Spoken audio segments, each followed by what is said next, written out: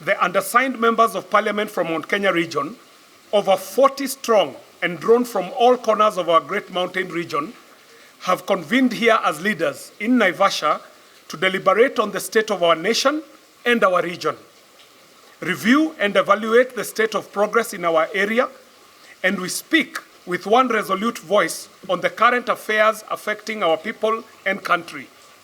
Today's gathering of Mount Kenya Parliamentary Caucus is a testament to our unity of purpose, thought leadership, and unwavering commitment to the well-being of our constituents and Kenya at large.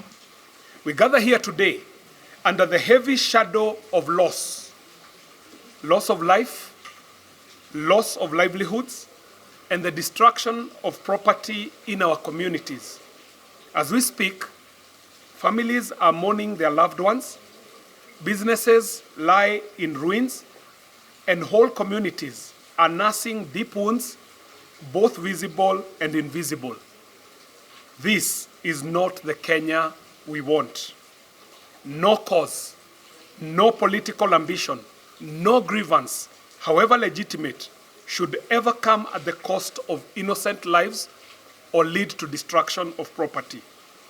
We stand with the ordinary mwananchi whose life has been disrupted and whose dignity has been trampled on in the crossfire of political irresponsibility. Enough is enough. We mourn with the families who have lost so much in the recent chaos, losing lives and loved ones and losing property and investments, and we vow to do everything that is in our power to ensure that this never happens again. The violence and the mayhem witnessed in parts of our region recently have been instigated by reckless, selfish politics.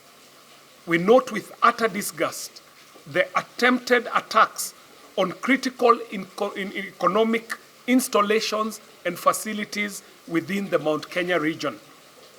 These very deplorable acts of arson and looting have destroyed businesses that our people rely on, complicating the problem of youth unemployment and discouraging the much-needed investment in our region.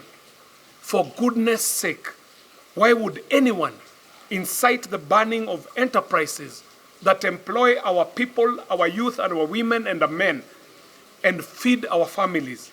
Such heinous sabotage only tears down our own house and our own future. We demand through investigation, we demand thorough investigations into the chaos that led to the loss of lives and destruction of property. Those directly responsible for the violence must be arrested and prosecuted to the full extent of the law. And moreover, the sponsors and the orchestrators of this anarchy and violence must be unmasked and held accountable. And these leaders behind me are hell-bent on lifting the veil on those who are thinking that they can hide behind politics to cause anarchy, mayhem, destruction, and loss of lives. There can be no sacred cows.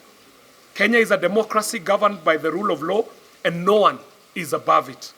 We cannot allow a few agents of chaos to hold our nation hostage. We remain confident in the direction that the government is taking, and we assert categorically that our community, like all Kenyans, has the right of choice to belong to any political association we deem beneficial. We have exercised that right in choosing to work with the current government for the sake of unity and development. We are free citizens in a free country, and Kenya belongs to all of us. No amount of intimidation should be allowed to force us into surrendering our freedoms to associate with other fellow Kenyans. Our people will work with whoever advances their interests and the ones who advance national interests. We will not be confined to parochial politics or ethnic cocoons. The mountain is open for partnerships with all who are willing to join hands in building our beloved country, Kenya. We, the Mount Kenya Parliamentary Caucus, are steadfast and eternally vigilant in protecting the interests of the mountain and the rights of our electorate. We stand here mandated, responsible, responsive, and strategic as leaders with a clear vision for the people that we represent. Our agenda is development, peace, and prosperity for our region and for Kenya. We will continue working hand in hand with the national leadership and all Kenyan communities to ensure that every promise that was made to the people is kept.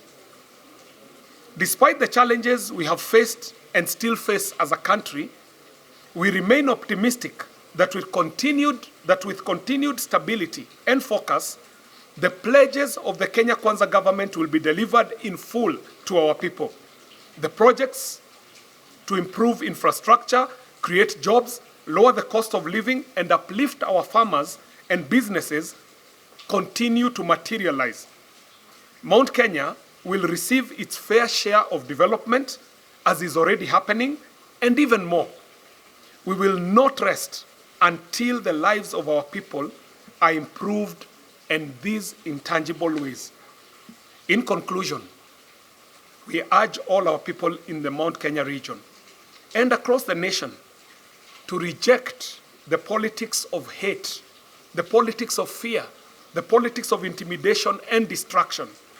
We call on everyone to channel any concerns and the energies into constructive engagement and to safeguard the peace of our beloved country. Kenya is ours to build, not ours to burn. When Mount Kenya stands firm and united with the rest of Kenya, the whole nation stands stronger. We in the Mount Kenya Parliamentary Caucus pledge to remain united, focused and firm in guiding our region within the national family. We are here to ensure that the mountain's voice continues to be heard loud and clear, and that our people and our people's aspirations are not only heard, but are also met. United we stand, divided we fall, and Mount Kenya will never fall. We are moving forward together with all Kenyans for the sake of our children's tomorrow. Our resolve is unshakable to keep Mount Kenya at the heart of Kenya's prosperity for now and for generations to come.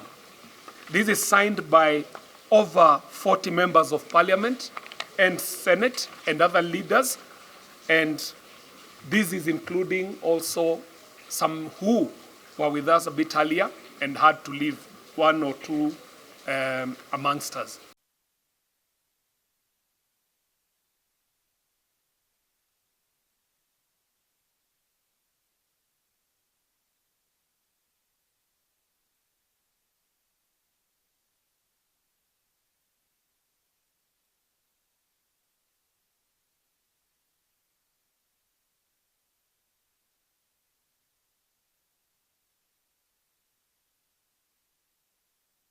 Even those of our chairs who are holding the positions of leadership, remember, you are holding that position in trust of the region, of the people. And those people are here. So, ukipata...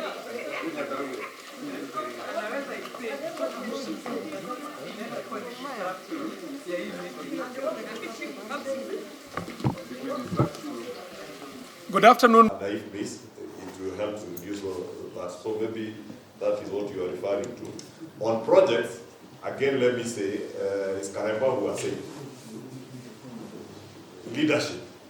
Because also speaking to you about timing, don't come and say we push for me post-budget.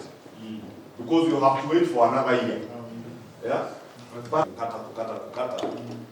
But thank God, if you saw the news last week, they report the elections or during elections from July of 2027. So it's the next one budget. Yeah? But in between that, you may have something small. Say one. Yeah? Because the last year's budget comes post-election.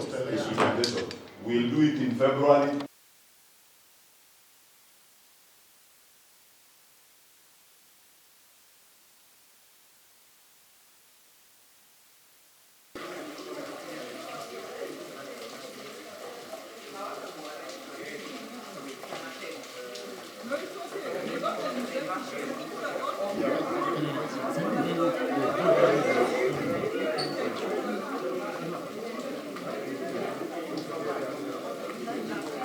April of this year.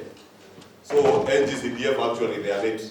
Yeah, they are late. And you had, if you listen to John Buddy when he was speaking during the budget speech, on his statement on revenue raising measures, even with all the interruptions that were there, disruptions that were there after June of last year, they were still able to meet the revised targets. Assuming we have Christianity or CS or PO, I will get hold of them. If I am not able to get, I can get DP to talk to them. So that between my office, that of the deputy, and my TVET was courtesy of William Ruto when he was deputy president. Yes. And those of you who are TVET here will attest that it is William help in curbing corruption. That's what I can tell you. Because corruption comes in when people collude